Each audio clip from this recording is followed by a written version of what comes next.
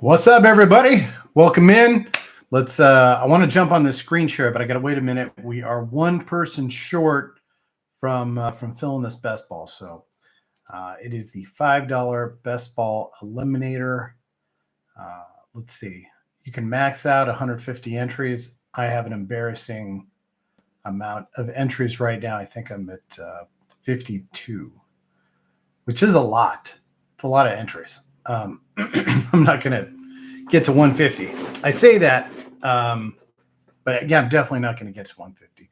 It's over 70% filled right now as well. So we'll see. We'll see kind of how this plays out. So I was doing some thinking about this stream, and I realized that probably a big difference between my stream.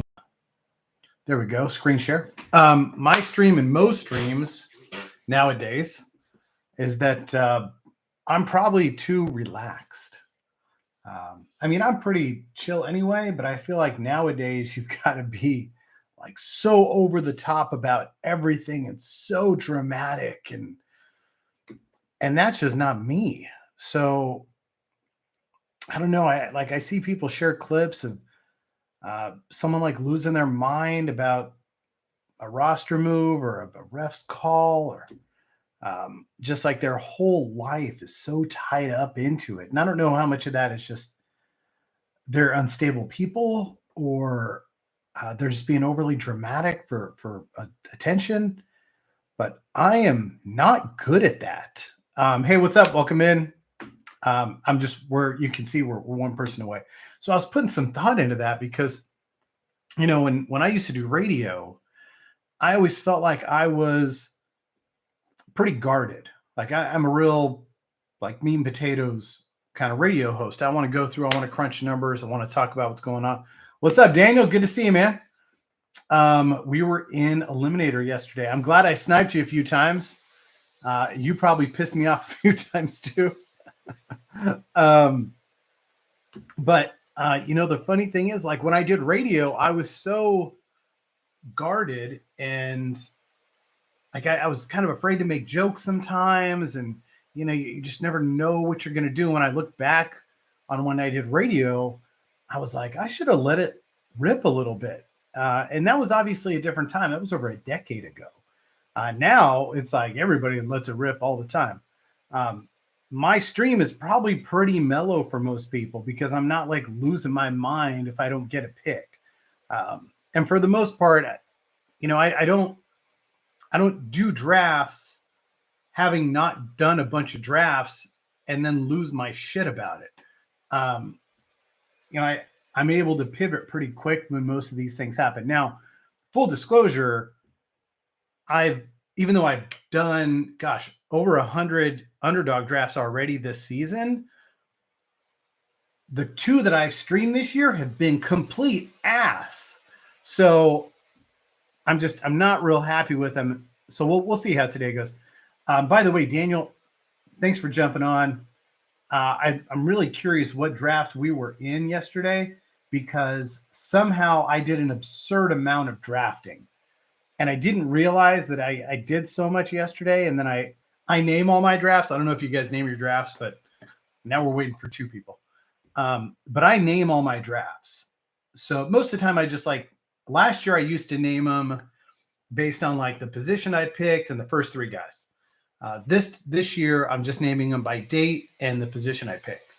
And then I'll make a comment because sometimes I have this bad habit. So my girlfriend will go to welcome in, by the way. Feel free to say hi. I have this bad habit. So my girlfriend goes to bed early, and I go to bed when she does because I don't want. Otherwise, I'll probably stay up till 1 or 2 in the morning doing drafts and playing PlayStation. And so I'll draft. I'll go to bed, but I'm still awake. And she's asleep, and I'm awake, and I'm trying to watch TV. And I'm like, you know what? I'll just draft. But a couple times this week, I started drafting, and I started falling asleep during the draft.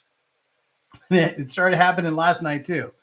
And I was in the middle. I accidentally got into a dinger and an eliminator at the same time. So I'm on my iPad. I'm in bed on my iPad, and then the I think I'm actually in a dinger draft, and then the eliminator starts, and they're completely different strategies for me. Like I know some people can draft the same thing, but they're different strategies for me. So I kept forgetting which draft I was in, and once I finished the dinger draft, I'm in the eliminator, and I'm struggling to stay awake. It's like the 13th round, and my body is, and I'm getting old. So when my body's done, it's done.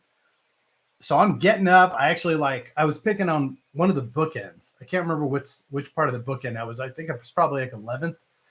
So I would draft, and then I'd have to wait 16 minutes. And when you do drafts late, especially like I'm in Arizona, so I'd consider myself West Coast.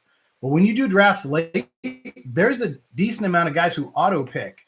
And Underdog doesn't, if a guy auto picks, it doesn't just automatically put them into auto pick like DraftKings does. You still have to wait the 30 seconds, which is annoying as hell.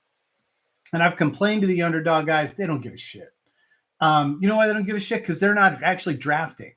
So anyway, I'm falling asleep and I'm trying to draft. So I get up in between and I go eat something to kind of give me a little energy. I come back, I lay on the floor. I'm like trying to play with the dog. I'm just trying to stay awake because I don't trust the computer. I don't trust that like ADP to auto draft guys I want. So yeah, it was kind of a mess. Oh, and we're good. All right, here we go. Let's fire this up. I am 8th. That's a shitty spot. I don't love 8th.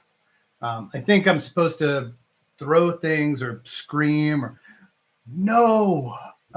What I probably should do is do like one of the $100 ones, and then I might get dramatic. But for $5, I'll just light $5 on fire. Who cares? Okay, I'm going to switch the screen here. How can I just? Sorry. You're looking at me now. Give me just a second. Here we go. All right, here we go. I do not recognize any of those people. Hey, Daniel, what is your Underdog tag? So I know who you are next time. Oh, we're in the same draft. Awesome. That's killer. I know I end up with my buddy Zuby in a bunch of drafts, but he typically ends up auto drafting.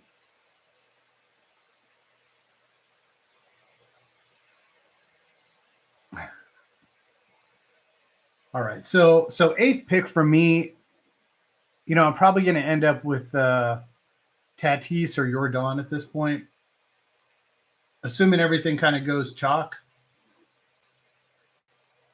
Obviously, I do like Tatis. I end up taking a lot of Tatis, but I do expect everything to go pretty standard here by the time it gets to me. If somebody makes a move, it's normally like I was in a draft last night. Corbin Carroll got drafted 4th, so it didn't have any impact on me because by the time I was going to pick, we were already done. Okay, so this one, Soto went 4th, went 3rd, so we had a little flip there.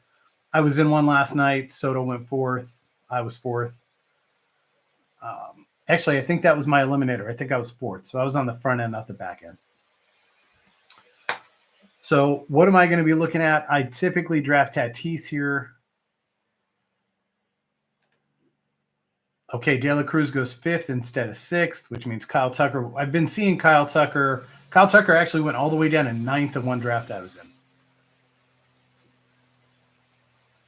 Okay, there goes your Don. So I have an option of Corbin, Gunnar, and Tatis. I am going to take Tatis. I'm still on Taddy's train. I think he's going to, I don't know if he's going to ringworm again or what, but I think he's going to have a nice season. I don't know if he's going to lead the league in home runs like he did before all the steroid stuff happened and he fell off the bike and busted the shoulder and whatnot. But I think he's going to run more again this year. So he had a hurt leg last year for a good chunk of the season. And I would expect Tatis to make a run at 40-40 this year, which is why I've been taking him so aggressively. Okay, so when it comes back, it's going to be at 17. I probably need to hope that somebody's going to draft Lindor or Skeens. So I can grab somebody like Chourio or Duran. I really like to go outfield, and doesn't always work that way. But I'll normally end up with like Chourio or Vladdy at this point. I feel like 8, you're still kind of on the fringe with that 17th pick coming back. But anyway, we'll see. We've only seen Gunnar. We're still looking for Jose Ramirez and Mookie Betts. Daniel, you going to tell me who you are? Or do I need to guess? If we're on opposite ends, I'm gonna guess you're Duzio.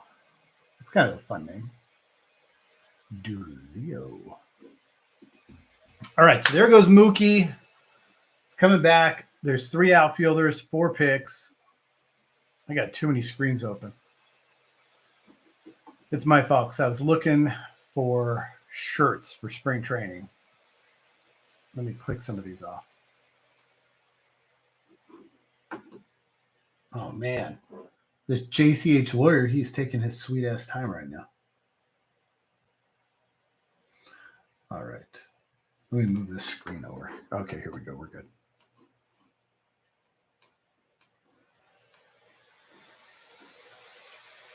Okay, unfortunately, there goes Duran, Julio, and Chourio. So I'm going to prioritize Julio, Chourio, and Vladdy.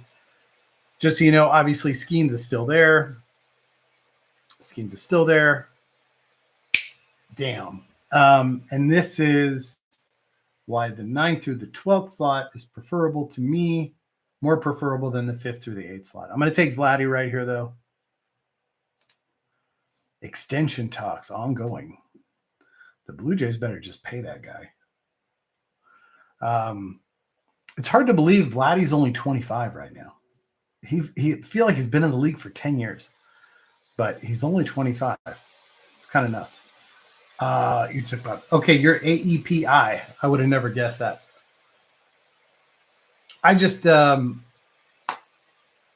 be interested to see your strategy here, Daniel, because I have a really hard time when I'm in the top 4, because I always end up going outfield, and then the 2nd and 3rd I go infield again, because I have a really hard time taking that young core of guys, that Merrill, Langford. I don't know if I could include Wood in there. He doesn't typically go that high, but I just have a hard time with those young guys. I feel like there's just a lot of hopium going in there. And I rarely, if ever, take Acuna. Okay, so you're going to stack. You're going to go Olsen. I do love taking Braves. I really hope if and Daniel, if you take Austin Riley, I won't be upset at you. But I really like, when I play Eliminator, I look for guys that play every day. And the great thing about those Braves guys is they play every day. Whew, just kidding. Austin Riley just went 23rd. That is the earliest I've seen Austin Riley picked. Earliest.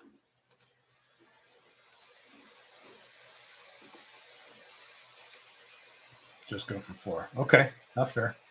Yeah, same thing here. Same thing, Daniel. My eliminators are kind of boring. I try to go with a lot of upside when I'm playing dingers.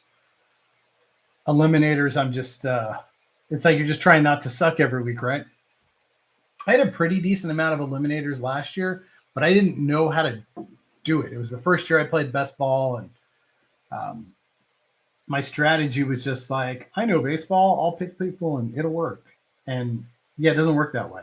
I did a lot better during football season, but I think baseball helped that a lot too. Okay, there goes Scooble. So you took Ozuna. Love that. Man, people are really, really getting after Teo. I don't see any reason why he couldn't repeat what he did, but I think what he did last year is probably going to be on the high side for him. Okay, there goes James Wood. So I'm going to be looking at Ian Happ right here. Oh, just kidding. Rooker's still there. Look at Acuna. Finally, Acuna's starting to drop like a rock once people realize Oh, he might not play. I am not drafting Acuna here, FYI.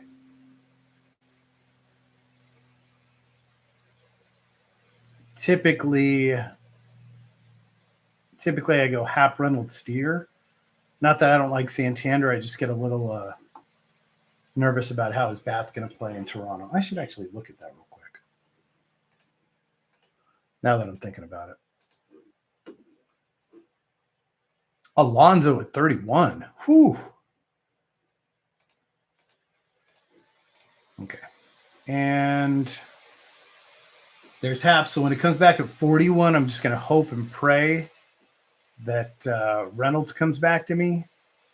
But I'll be looking at Steer. I'm a little worried about that note about Steer's shoulder. Not terribly worried, but definitely a little worried about it. To the point that normally I'll draft Steer, and I've been drafting Reynolds instead. Man, this JAH15C, look at that. Corbin, Julio, Acuna. That is nasty. If that guy doesn't get dunked early, he could actually be pretty dangerous come like June. Okay, so there goes Reynolds. Did want to look at that Santander. So what I'm looking at for Santander is I'm going to go on the Baseball Savant page, and I guess I could switch the screen. Is there an easy way I can do this? Not really. And I'm just going to scroll down under the StatCast to ballpark home runs and take a quick look. So last year he had 44 home runs. If he would have played all his home games in Baltimore, he would have hit 37. If he would have played all of them in Toronto, he would have hit 39. So not a huge difference. Keep in mind, 44 was a massive number for Santander. Most he had before last season was 33. Let's see if there's any of these ballparks he would have absolutely went bananas in. Philadelphia, Cincinnati. Everybody's numbers, if you ever look at this, everybody's numbers in Cincinnati look ridiculous. Santander would have 38 more career home runs if he played his career in Cincinnati instead of Baltimore. 38. That's an entire season. That would be the second most in a season in his career. That's nuts. Yeah, but instead he played in Baltimore, so that's what you get. Okay, what are we looking at? There goes Santander. Now that we did all that research, he's gone. I'm still going to take Steer. No, I'm not. Okay, so Michael Harris. So I do love Michael Harris. Obviously, he's going to play every day. They're going to ease Acuna in so he could get a lot of opportunities at the top of the lineup in the beginning of the season. I do worry about Michael Harris's ability to stay healthy. Nemo is, I believe Jump Shoot the other day was talking about how Charlie Morton's like oatmeal. I feel like Nemo's like oatmeal too. But he's got plantar fasciitis, and that is a concern for me. Wow, that guy picked up Devers at 40. That's awesome. That is fantastic value. So for me, I have the concern about Nemo versus, but you get the consistency, and then you've got Harris. So I'm going to go Harris here, which is more of an upside pick, but that plantar fasciitis is nasty. And I don't know that they really want to play Nemo at DH a lot. So, but once that plantar fasciitis kicks in, it can really take you out for 2 to 4 weeks. So I just get a little nervous about that. So if I was on the back end of this round and Nemo was there, I'd feel more comfortable about it. But being on the front end, I don't necessarily want to overpick on him. I'm sure he's still going to put up 1,300 points. I'm just being a little protective right now. We got a lot of infielders moving in this round, right? Turner, Devers, Marte, Seager. There goes Machado.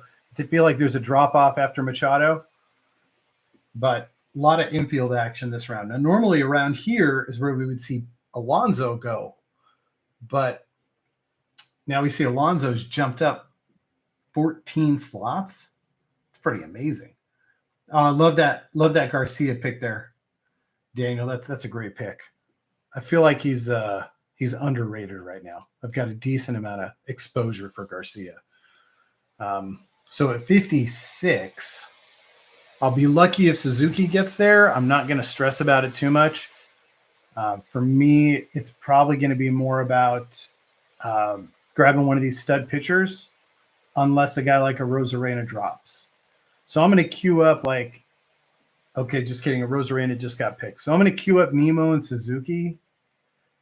And those are really the only two guys I'm going to look at real hard right there. And then I'm going to queue up all the stud pitchers. So Crochet, Gilbert, Burns, Cole, and Reagans. And one of those will be my pick. So it's going to be one of the two outfielders or one of the 5 stud pitchers. And I feel like those stud pitchers, obviously Skeens and Skubal are kind of on a different plane. But I feel like these 5 stud pitchers, there's just a major drop off after this group. When you get into like Snell and Sale, they obviously have the upside, but there's the injury concern, and Snell's probably going to just pitch once a week in the 6-man rotation. But then it's like Nola, King. There's a big drop off from a guy like Corbin Burns to Aaron Nola. So I do like to grab one of those studs right around here if I can. So there goes Nemo. There goes Bellinger. That's a pretty ballsy pick right there. Okay, so AEPA goes Cease. Sounds like the Padres are going to hold on to Cease. Good news for you. Being a Padre fan, and I think Dylan Cease is fantastic. I just don't have a lot of Cease exposure because I have a hard time taking pitchers that early. But that's just a personal problem. I'm trying to work through it. Probably talk to my counselor about it this week. All right, so there goes another stud. There goes Gilbert.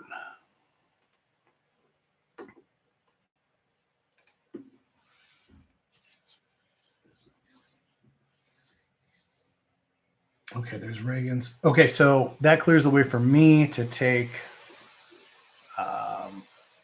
Corbin Burns or Garrett Cole. I'm going to go Garrett Cole.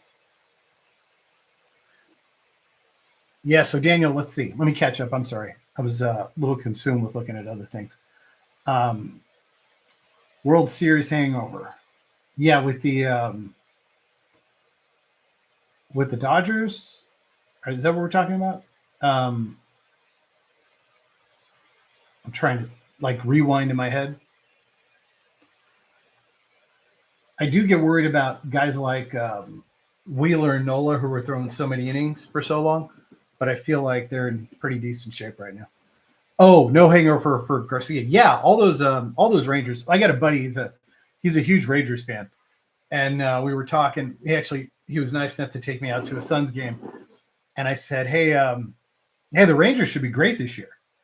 And he was like, "Why do you say that?" And I said, "Well, because Bochy's coaching, and every other year Bochy is great. So last year wasn't a surprise because when he was with the Giants, he won 3 World Series, and they were every other year. So I am expecting a bounce back from the Rangers. I still think they have some challenges with pitching. I wouldn't be surprised if they added a guy like Kyle Gibson to eat innings, but or even traded for a guy. I was a little surprised they weren't in on Cease. I mean, they've got some young talent, but either way, I think I agree with you, though. I think Garcia definitely had some of that hangover. I think Seager did. You could even say Simeon did. He had a rough year. Simeon, who is on the board, and I will take if he comes back to me. Sounds like they might move him out of the leadoff spot, too. Daniel, what part of the country are you in, by the way? I normally, by the way, do not take a lot of pitching early. The pitching is starting to rise up a little bit, I've noticed in the last week, but for the most part, if I get an opportunity to take a stud, then I'll take a stud like I did with Cole here. Otherwise, just me personally, I'm going to try to wait that out and fill out my bats, and then I'll just start stacking pitchers later. East Coast. All right. You going down to Florida for spring training? Have you been down there before?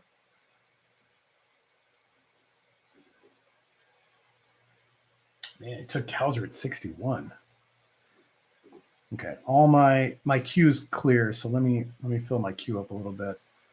which basically means I'm going to have Simeon plus a bunch of outfielders. Oh, there goes Simeon. Almost. Oh, they took all the hitters. Yeah, they sure did. They took Doyle, Castellanos, and Kowser. I was talking too much.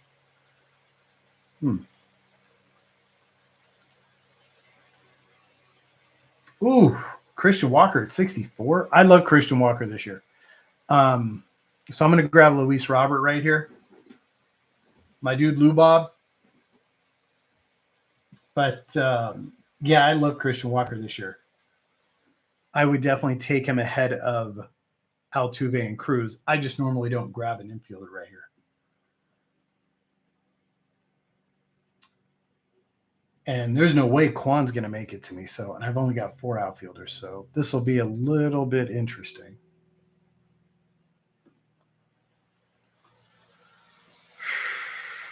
I'm going to queue up. Okay, we'll see what happens with these guys. There's been a lot of outfielders taken in picks slots 9 through 12. So I might be able to kind of like see if Taylor Ward will slip past these guys back to me at like 89. But we'll see how that goes. So I'm going to focus on looking at a potential pitcher, probably a stud infielder. I've been starting to really warm up to CJ Abrams. I could queue up Vientos, I guess. So we'll just kind of see how this plays out. I'm not going to take, sometimes you'll see Chris Sale fly like 10 picks late, but we're obviously not going to see that here. Here goes Vientos. There you go. Dylan Cruz, grabbing those young guys. Daniel, you've got really nice balance in your draft right now. And for those of you who are watching, Daniel's the third pick. He's AEPI. So it's kind of cool that we've got 2 of us in the draft at the same time right now. So I've only got 2 guys queued. I don't really want any of those pitchers prior to 80. I don't also necessarily want to overdraft anyone either. So we'll just kind of see how that plays out. Whoa, there goes CJ Abrams. So Daniel, you're warming up to CJ Abrams too, I see. I will not take Adames because he's coming off a career year and he's going from a very hitter-friendly ballpark and a hitter-friendly division to a pitcher's ballpark. And he's going to find out how that marine layer hits, and he's not going to like it. Not saying he's going to be terrible, just saying I feel like he's going to come down to be a 11 to 1,200 score guy. I mean, he also stole 21 bases last year. 32 home runs, 112 RBIs, and 21 bases. That was monster. Those are monster numbers. Okay, Kwan got picked. I'm going to be in a bit of a spot now. I really don't want to take Yelich. Definitely don't want to take Profar. I might just overdraft on a pitcher right here. And it's not that I don't love Michael King, because as a Padre fan, of course I like Michael King. My concern is just like every other Padre fan and every Yankee fan's concern with Michael King is I just don't know that he's going to stay healthy. Oh my gosh. Yelich is staring at me in the face right now. And he's 20 picks. Oh my gosh. What do you mean opening day not a given? Oh my, his back's bugging him already. Okay, I'm going to go with George Kirby. I love Kirby in this format. You know, he's not sexy, but he gets you quality starts, a decent amount of strikeouts. He's a bulldog. I really like Kirby here. I think if you end up with like Kirby, Logan Webb, Framber, Imanaga, they're all kind of the same guy. They're packaged together a little differently. I don't think I've taken Christian Yelich one time. Makes me nervous. So I'm hoping that Taylor Ward's going to make it back to me. I'm not very optimistic, but you've got Profar and Jason ahead of him. Now, remember, I talked about 9 through 12 have already taken a lot of outfielders. There might be outfielders to sneak through, and the first 2 picks were both outfielders. So I could not have been more wrong. So I'm going to queue up a couple guys. Obviously, I want Taylor Ward, but I'm going to queue up Jason Naylor, Tristan Casas. Where am I going to be at? 89. Now I will queue up Michael King and Logan Webb. I'm not taking Sasaki ever. If you ever see a team where I took Sasaki, I fell asleep. I'm not taking Sasaki. Out of principle at this point. Also, I'm a little concerned. He's not as not built as stout as he needs to be to deal with the rigors of a major league season. Okay, there goes Lane. There goes Michael King. He's off the board. We got 3 picks ahead of me, 4 guys queued. We're taking one of these guys. It's going to be Ward, Naylor, Casas, or Webb. Let me check back in. How we doing? Hey, Flores, what's happening, man? Oh, man, you go to Jupiter every year. So I hate to say this, but I'm in Arizona. I've never been to Florida for spring training. Who's in Jupiter that you go see? Which team is it? Yeah, Daniel, I never draft Yelich. I just never draft Yelich. So,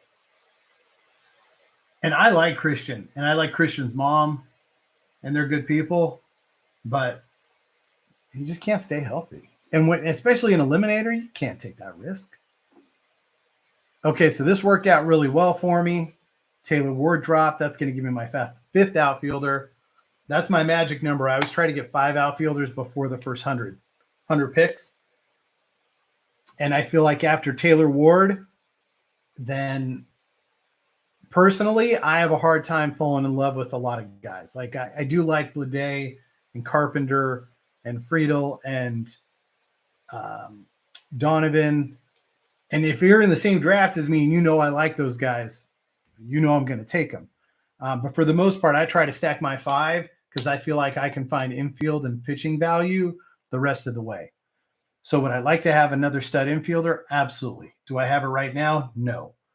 Am I going to hope somebody falls to me at 104? I'm probably going to end up with Adley with one of those picks, maybe even Westy or Vinny. We'll kind of have to see how this plays out. Otherwise, I'm more than happy to grab a pitcher. I'd love taking Zach Gallen as well, although we're on a pitcher run right now, so I might not even see anything like that come my way. Yeah, so Daniel's saying the guy behind me is scooping a lot of value. He absolutely is. JAH15C. I mean, if you look at this, he's taken – it's almost like he's auto-drafting. He's not, though. But it's almost like he's auto-drafting because he's taken the top ADP almost every time it's come around. With Yelich, with Profar, with Trout, with Devers, with Acuna, with Julio. Actually, yeah, with Corbin. I think every one of his picks was the top ADP position player except Christian Walker. Except. Daniel picking Hunter Green right there. I love Hunter Green. Man, that guy is so nasty. I just hope he can stay healthy. I love Hunter Green, though. So much upside. Really nice value there at 95 for Naylor. And, you know, now that we know where Bregman's going to land, I was in a draft last night and Bregman went 35. 35. Hilarious in the 3rd round. And then the next draft I did, he was right in the 90s. But gone are the days where you can get Bregman at like 110. Okay, so it's coming. It's coming my way. Daniel, I know you took Schwellenbach. I need to do more research on him. I just have not felt overly comfortable taking Schwellenbach. Sweaty balls. Okay, so let me cue some boys up here. Got to love Freddie Peralta. So on the pitching side, I've got Peralta. Ooh, really like Tovar here.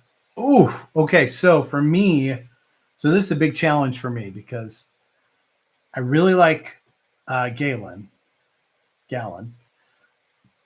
but I also really like Tovar. I'm going to go Gallen here. just because I think he's undervalued personally. There goes Freddie. And I'm just going to assume on the way back, I'll be able to grab a guy like Adley. Seems like Goldschmidt's getting picked a little higher. People are starting to talk themselves into him playing in New York and, having guys on base in front of him. We'll see. I mean, I don't know what is with Cashman. He just loves old guys. But I guess, I can't remember who they had last year, the prospect, and he wasn't. He had 3 home runs in a game.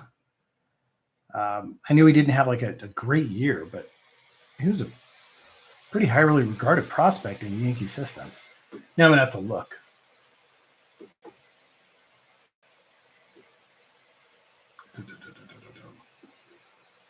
Okay, let's see how we're going to find this.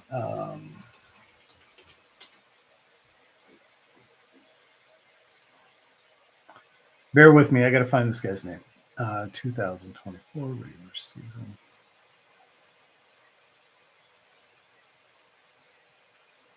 Where are you?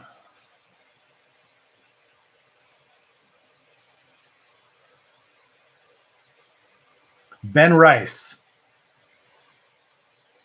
171, 264, 349. That's probably why they brought Goldschmidt in. Yeah, but Ben Rice was supposed to be highly regarded. Yeah. Okay, here we go. Daniel, who's a stud? I see Daniel saying he's a stud. I don't know if you're talking about Gallen or Ben Rice. Okay, so there's so I've got Tovar and Adley queued up, 3 picks away. There's definitely been a fantastic run on pitching recently. Paredes is going to rake in that ballpark. His swing is fantastic for that ballpark. Okay, so luckily for me, Tovar came all the way back. So I picked up Tovar. Unfortunately for me, I'm not going to get Adley because he's not going to swing all the way back to 128. So I'm going to queue up my regular assortment of Vinny, Royce Lewis, and Westy, and hope one of them makes it back to me at 128. And then I'll add Volpe to that mix. And then I'll look at the pitchers. I really like Ober's numbers last year were fantastic. I like Bryce Miller, Gray, Bibby. All these guys are going to be gone. Seth Lugo, Carlos Rodon. Seth Lugo and Rodon will probably still be there. So is Volpe will be too. So we just kind of have to see who's going to drop at this point. And you only have you've got Rafaela, but then the next outfielder is Blade at 130. So there goes Vinny. So we may not see a lot of outfield action. There goes Rafaela. So this might be a straight run of infielders and pitchers for the next 8 picks. Hopefully it's not, but we'll see if Lourdes Scorio goes somewhere around here. Schellenbach. Okay. I'll take a look. I'll do a deep dive on him. Bryce Miller. Love that. Guy's consistent. There goes Ober. Yeah, I just, the hard thing, that Mariners rotation for Eliminator is so solid because you just know these guys are so consistent. They get so many quality starts out of that Mariners team. Yeah, I'll dig in on Schellenbach a little more. So this guy takes Adley and Westy. He's got 5 infielders. What are you doing? Let's look at this guy's team. Shohei, Merrill, Teo, Nemo. Okay, it's good. Vientos, Contreras, Bregman, Adley, Westy. Great infield. He's got Crochet. He's got Hunter. This guy's got a really good team. Round square. I mean, he's got a good team until Shohei blows his arm out and Nemo's got plantar fasciitis and he's out for 2 months. But other than that, yes, team's awesome, right? Okay, there goes Blade. I like Blade. It's it's a little early, but I also feel like he's undervalued. Let's see. So Daniel, that gives you Ozuna, Garcia, Cruz, and Blade. I assume you're going to go 7 outfielders. Okay, let me set my cue because I don't know who's left here. Okay, I basically have Royce and Sonny Gray.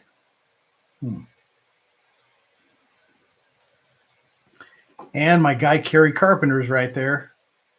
No, Kerry Carpenter is not there. All right, I'm still taking Royce. So Royce is a guy who obviously has a lot more value in a dinger lineup than he has an eliminator lineup. And anytime I take Royce, that means I'm likely to take 7 infielders. Just because I'm not expecting Royce to play over 100 games. It would be great if he does, but I'm definitely not expecting it. Going 7 outfielder. Okay. I mean, I feel like I've done enough drafts. So Daniel responded, said he's going 7 outfielders. He's trying a different strategy here. For me personally, it's like I feel like I need 3 strategies based on if I'm in the front 4, the second 4, the back 4. But I've tried some interesting things. I mean, I did one draft where it was like a pitcher draft, and I took Skeens and Skubal and Cease and I think Cole and Gallon and some other stud. I think I had six pitchers in the first like 120 picks. I've done drafts where I end up going 6 infielders studs, not 6 in a row, but 6 infield studs in the first like 10 rounds and then rounding out the rest of the roster. And for me, from my comfort zone, a lot of it tends to be around going heavy outfielders, just depending on where I'm at. If you pick 4th and you end up with Witt, then sometimes it's really easy to go infield, and then you're kind of playing catch up with your outfielders. But I think for me, I need to dig in a little more on the outfielders after 100 to find some sweet spots. Right now, I kind of have a couple security blankets like Kerry Carpenter or Blade or Friedel or Donovan that I'll kind of gravitate to. And those guys are great, like if you're on the back 4, but typically if you're on the front 4, it's like you're either a little too late or a little too early on them. I just can't get myself to really wrap my head around guys like Parker Meadows. That's my challenge. Okay, so here we go. We're up pick 137. I've got Volpe queued, by the way. I've got Volpe, Lugo, and Rodon queued. I'm going to go with Volpe, 1,200 points last year. I feel like, he had a little power drop last year, but he ran more. So if he can kind of figure this out in year 3 where he can get both of them going, be more like a 2020 kind of guy, try to cut down on the strikeouts a little bit. I do like Volpe. I think Volpe could definitely be a 13 or 14 100-point guy. Would really love to see him hit at the top of the lineup again. But, Aaron Boone's roster construction is a little funny. No, I shouldn't say his roster construction. His lineup construction is a little funny sometimes. But we'll see how that goes. I do like Volpe, especially as my 4th infielder. But like I said earlier, I'm definitely going 7 infielders at this point. All right, what do we got here? We just lost 2 people. Probably Red Sox fans didn't like that Volpe pick. That's okay. There you go, Daniel. Grab Lugo. Lugo in the Fountain of Youth. Okay, so it's going to come back. How's my team look? Let's get a little snapshot. I've got 3 pitchers, 4 infielders, 5 outfielders. Normally in this range, the 150 range, there's a couple pitchers I like here. Flaherty, Gill. When it comes back, are Getty, Gore. On the infield side, I'm kind of in no man's land here. I like to take a rise just because of the consistency. Obviously, he just sets a good floor every week for everybody. It's not like he's a high flyer, but he does set a decent floor for everybody. I don't expect Jackson Holiday to make it to me at 152, but if he does, I would absolutely take that risk. Yandy's getting old. Talia plays for Bud Black, and I can't trust him. I do like Cal Raleigh. I don't know if he can repeat what he did last year. Max Muncy, obviously middle of the order bat for the best offense in the league. He's just getting a little long in the tooth. I think Baum is nice. I think people sleep on Baum. Not that he's some stud, but I mean, he's 1,200 points, plays in a super consistent lineup. Ooh, okay. There goes Rise. All right, so kind of took the wind out of my sails a little bit there. There goes Gil. So if Jackson makes it, so Jackson made it all the way. I said I would take him. I will. I do not have a lot of Jackson Holiday exposure, mostly because I'm bitter because I had a lot of Jackson Holiday exposure last year, and he spent way too much time at AAA. But at 150, I'll risk that. That's fine. We're going to go 7 infielders deep anyway, right?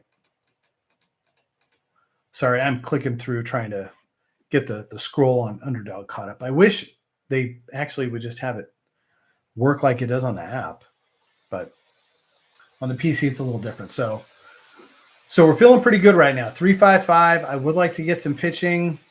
I'm not overly worried about it. So what I'm going to try to do here is I've got 161 and 176. So my plan is, well, we'll see what happens in the next 5 picks. My plan is to wait on Friedel and Donovan and see if one of them comes back to me at 176. It's normally what I like to do. Because if it doesn't work out, then there's a couple guys in the 200s that I'll roll the dice on. With that being said, I need to have a pitcher that I want to take here. Mackenzie Gore is typically my guy. Yeah, but Gore or Arrighetti should definitely be available. There goes Baum. There's your consistency. I mean, I know he's not like super consistent week to week per se, but over the course of the year, you just kind of have you just know where he's going to end up. All right. I think I got too cute this draft. Yeah. Daniel, that happens, man. You know, Daniel said, keep in mind he's drafting 3rd right now. He got a little too cute with his outfield. That totally happens. The challenge is, I mean, you can always go 8 on outfield if you feel like it's just a little too shaky. But, that's why we do these drafts and we get a good feel for what we're looking at. Both of my pitchers got picked. That is not ideal for me. That means I'm going to overdraft Keller here. Yes, that is what that means. I'm going to overdraft Keller. I like Keller anyway, so I don't sweat that too much. But there's, I mean, you still have Daniel. I mean, the challenge here with these outfielders that are left are, we just saw Chuck go off the board. Stanton, Buxton, those are guys who, if they're healthy, they're putting up big numbers. I mean, I like Friedel, obviously injury issues. Just kidding, there goes Friedel. Abreu, who could be an absolute stud if he can just play every day. I like Donovan. Conforto, super consistent guy. Varsho, obviously he's hurt right now, but he's got hitting and throwing long toss 11 hours ago. But Varsho is pretty solid. If you really want to roll the dice, Roman Anthony, one of the top prospects in baseball. I would not be surprised to see the Red Sox trade an outfielder, and I'm not exactly sure what they need. I can't recall off the top of my head. I'm going to look really quick. I can't recall who their closer is. So we're going to look.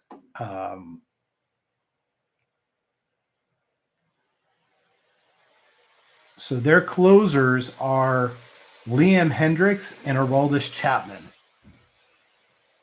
It would behoove the Red Sox to trade one of these outfielders for Robert Suarez from the Padres. I mean, they just paid Alex Bregman an absurd amount of money. They traded for Crochet. They signed Walker Buehler. They gave Giolito way too much money last year. Tanner Houck, Cutter Crawford. They extended Bello. Like they're close. And they have too many outfielders. So a trade for Robert Suarez would be huge. And the Padres definitely want to clear that. So if they can move him and fill a hole in left field, that'd be a great move for both teams. Abreu would be that guy. Wouldn't be great for Abreu's stats playing in Petco, but okay, so now we're at 176 and Abreu's on the board. I'm not taking him though. Okay, I really want to take an infielder here. I'm going to go Max Muncy. I kind of don't want to go Max Muncy.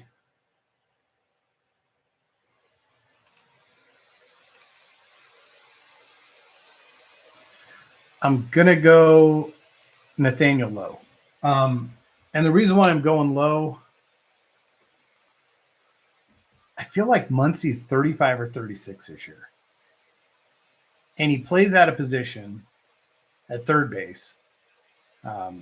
He's 34 and a half. He plays out of position. He's banged up last year. I just don't love that. And if he gets hurt, it's not like he can DH. They're not going to move Ohtani.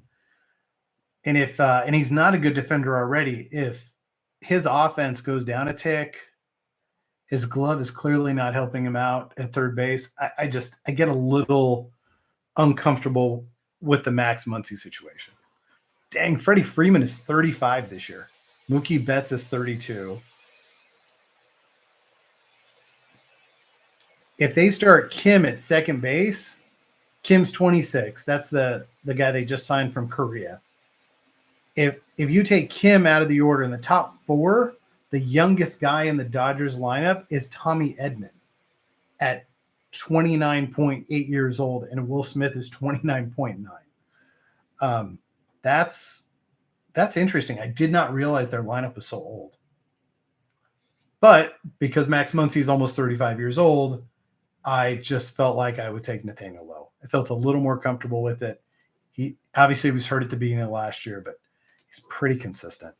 And this is going to put us at 185. So I'm going to look at Bassett right here, simply because Bassett's so consistent. That'll give me my fifth. I still need an outfielder.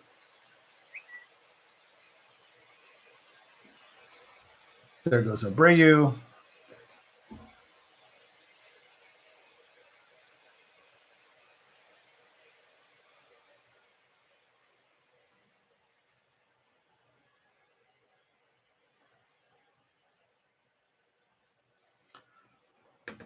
Oh,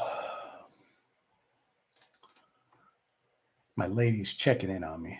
So she's, I felt like I'd sneak in a draft. She had to go run some errands, and it felt like a good time to sneak a draft in. So, so she was just kind of checking in. I can wait on all these infielders. I feel no urgency to draft Josh Young or Zach Neto or Tommy Edman or Bogarts or Geloff. I only need one more infielder. It's the outfielder that's going to make me a little nervous. Okay, but I am going to go Chris Bassett because it's Eliminator. And I understand he did have a bit of a down year last year, but still threw 171 innings. If he can bounce back just a tad, get that 200 again, 18 to 20 quality starts. At the back end of the draft, it's really all you're asking for is a guy who's going to give you 170 innings, 15 quality starts.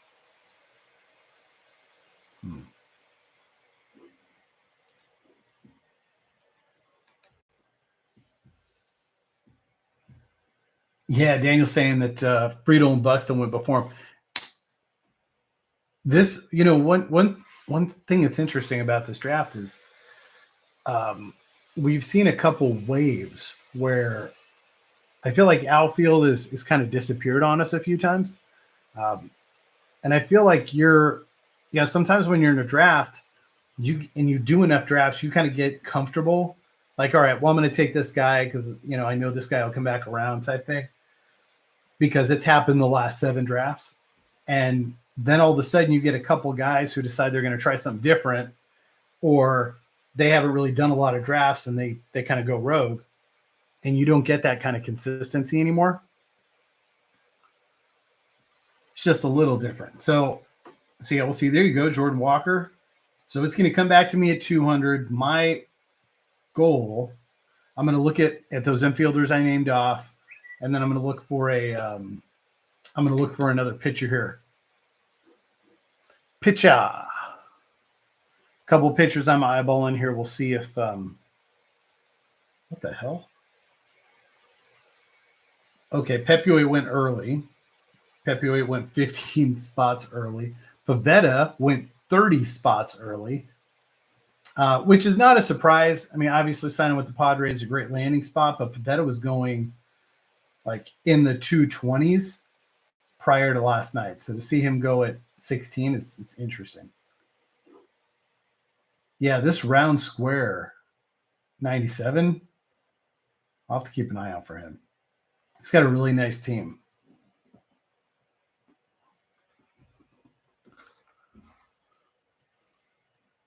Orang Tarang.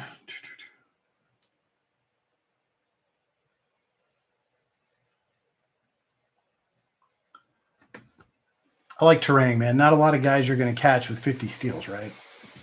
Not a lot. Okay, where are we at here? Flores, I don't know if you're still in here, man. Daniel, we've had, I guess, between 2 and 6 people here most of the time, and everybody just wants to watch. Nobody wants to chime in. Okay, got this in a good spot. Ooh, Josh Young is still there. Bogarts, Geloff.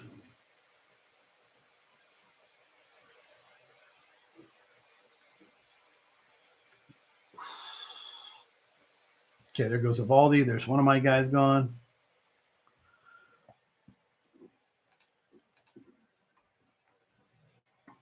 We'll see.